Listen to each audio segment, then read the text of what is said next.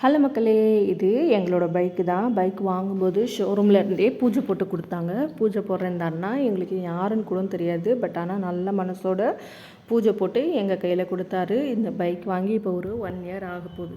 இதை ஏன் நான் இப்போ ஷேர் பண்ணுறேன் அப்படின்னா, தெரியாத இந்த அண்ணா கூட எங்களுக்காக பூஜை போட்டு நல்ல மனசோட கொடுத்தாரு இல்லையா, அதை சொல்கிறேன். தெரியாதவங்க கூட நல்லா ஹெல்ப் பண்ணிட்டு வாங்க.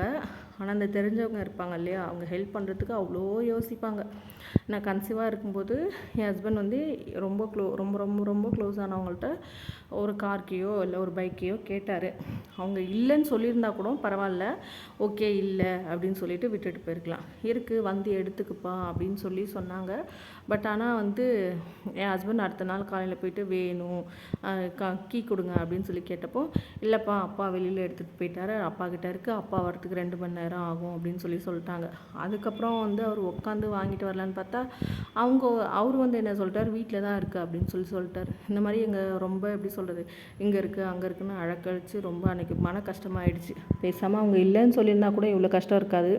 தரேன்னு சொல்லி கடைசி வரைக்கும் இப்படி இழுத்தடிச்சது ரொம்ப மன கஷ்டமாயிடுச்சு எங்கள் 2 பேருக்கும். ஸோ அப்போ முடிவு பண்ணோம், யாருக்கிட்டையும் எதுவும் கேட்கக்கூடாது, முடிஞ்ச அளவு நம்மளே உழைச்சி நம்மளே வாங்கிக்கணும்னு. இப்போ எங்களை ஒருத்தவங்க இந்த மாதிரிலாம் பண்ணாங்கன்னு சொன்னேன் இல்லையா, அவங்க இப்பயும் எங்கள் கூட நல்லா பேசிக்கிட்டு நல்லா இருக்கிறாங்க, ஃப்ரெண்ட்லியாக. எல்லாமே இருந்தால் தான் மதிப்பாங்க.